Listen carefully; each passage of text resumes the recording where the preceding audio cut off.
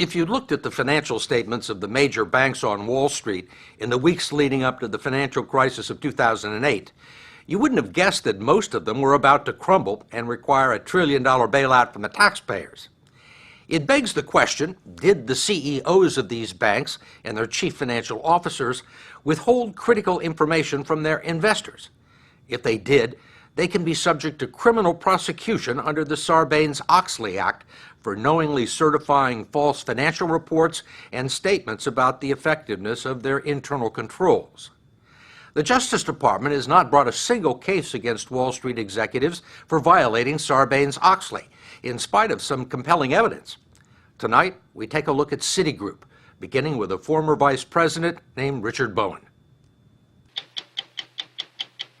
The story will continue in a moment. There are things that obviously went on in this crisis and decisions that were made that people need to be accountable for. Why do you think nothing's been done? I don't know. Until 2008, Richard Bowen was a senior vice president and chief underwriter in the consumer lending division of Citigroup.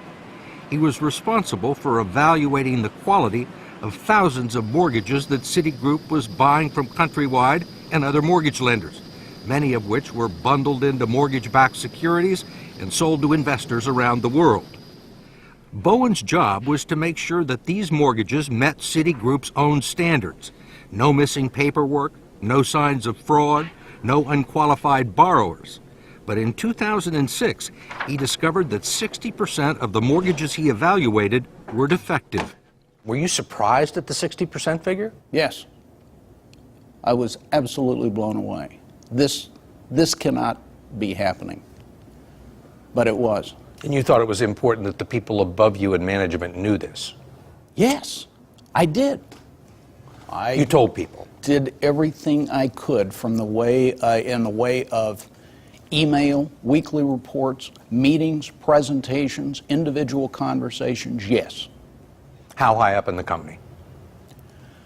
My warnings, which were echoed by my manager, went to the highest levels of the consumer lending group. Bowen also asked for a formal investigation to be conducted by the division in charge of Citigroup's internal controls. That study not only confirmed Bowen's findings, but found that his division had been out of compliance with company policy since at least 2005. Did the situation improve? I started raising those warnings in June of 2006. The volumes increased through 2007, and the rate of defective mortgages increased to an excess of 80%. So the answer is no? The answer is no. Things did not improve. They got worse. Not only was Citigroup on the hook for massive potential losses, Bowen says it was misleading investors about the quality of the mortgages and the mortgage securities it was selling to its customers. We managed to get our hands on a prospectus for a mortgage-backed security that was made up of home loans that Bowen had tested. It says these loans were originated under guidelines that are substantially in accordance with Citi Mortgage's guidelines for its own originations, its own mortgages. Is that a true statement? No. This is not some insignificant statement. This speaks to the quality of the mortgages that investors are putting their money in. Yes. And it's wrong. Yes.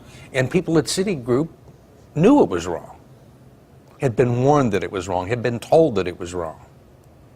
Yes. In early November of 2007, with Citi's mortgage losses mounting, Bowen decided to notify top corporate officers directly. He emailed an urgent letter to the bank's chief financial officer, chief risk officer, and chief auditor, as well as Robert Rubin, the chairman of Citigroup's executive committee and a former U.S. Treasury secretary.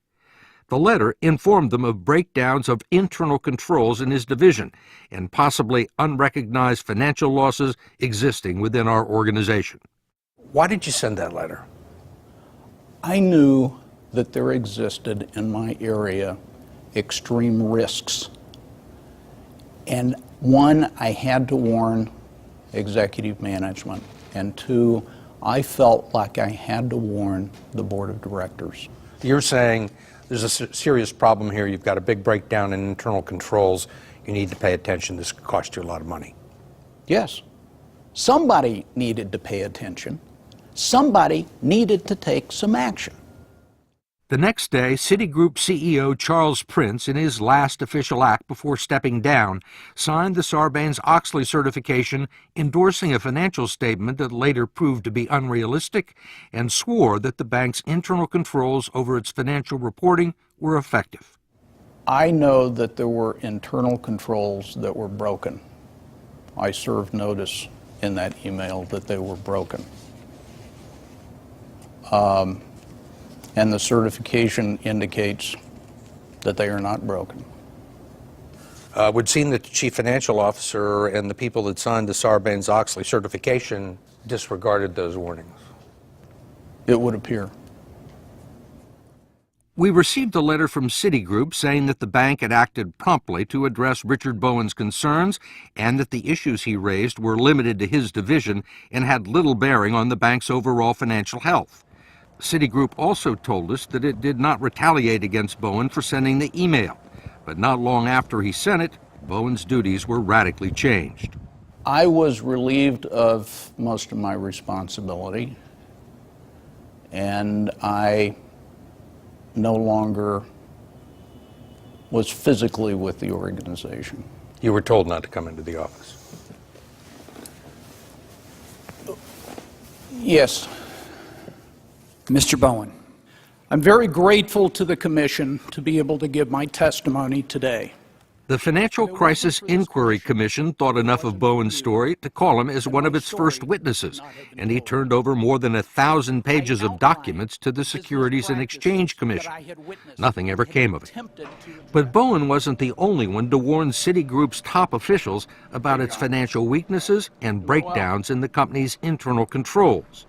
3 months after Bowen's email, Citigroup's new CEO, Vikram Pandit, received a blistering letter from the Office of the Comptroller of the Currency, its chief regulator.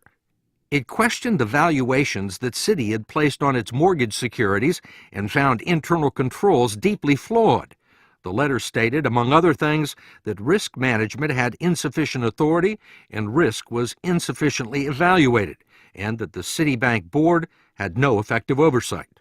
Yet 8 days later, CEO Vikram Pandit and Chief Financial Officer Gary Crittenden personally signed the Sarbanes-Oxley certification. They attested to the bank's financial viability and the effectiveness of its internal controls. The deficiencies cited by the Comptroller of the Currency were never mentioned. Citi said it didn't consider the problem serious enough that they had to be disclosed to investors, and says the certifications were entirely appropriate. But 9 months later, Citigroup would need a $45 billion bailout and $300 billion more in federal guarantees just to stay in business. I don't think Wall Street senior people really think they'll ever end up in jail, and they've been right. Frank Partnoy, the securities lawyer and expert on Sarbanes-Oxley law, says the facts about Citigroup raise some troubling questions. They certainly knew the internal controls were inadequate and that the company was out of control from a reporting perspective. And yet they signed the Sarbanes-Oxley letter saying that everything was fine. I'm very surprised that the CEO and CFO would sign those letters. I wouldn't have signed them under those conditions. You're signing them under penalties of potentially 10 years in prison. You're certifying that you designed and implemented effective internal controls in the aftermath of all this news about the company's problems. How is that not a violation of Sarbanes-Oxley? I don't know. I think that it might be hard to establish knowledge. That might be what prosecutors are thinking and not bringing the cases. The letter was addressed to Vikram Pandit, the new CEO of Citigroup. And he had 8 days to think about it. From February 14th, Valentine's Day, he gets the letter. And then February 22nd, he sits down and signs his name, certifying that financial statements are accurate and that he had designed and evaluated and reported any problems with internal controls. 8 days is a long time on Wall Street. I can't get inside his head, but I would certainly think as a prosecutor that this would be something I'd be interested in asking some questions about. We wanted to know what Assistant Attorney General Lanny Brewer thought about that and why no prosecutions have been directed at Wall Street. We also wanted to know why Sarbanes-Oxley has not been used against big banks like Citigroup. When you talk about Sarbanes-Oxley, we have to know that you intended, had the specific intent to make a false statement. They knew there was a problem. Not only had they been told that there was a problem by one of their chief underwriters, that the loans that they were buying were not what they claimed, and that the federal government, that the controller of the currency, didn't think their internal controls were adequate either. If a company is intentionally misrepresenting on its financial statements what it understands to be the financial condition of its company and makes very real representations that are false, we want to know about it and we're going to prosecute it. Do you have cases now that you think that will result in prosecution against major Wall Street banks? We have investigations going on. I won't predict how they're going to turn out.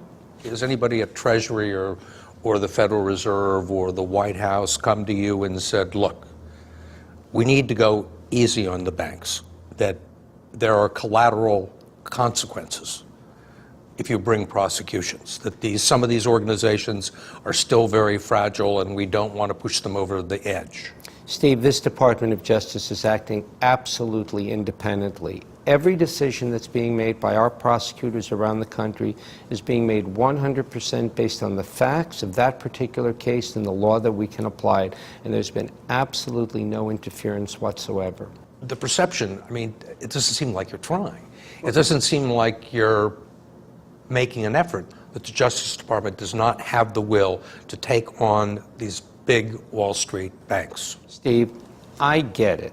I find the excessive risk-taking to be offensive. I find the greed that was manifested by certain people to be very upsetting.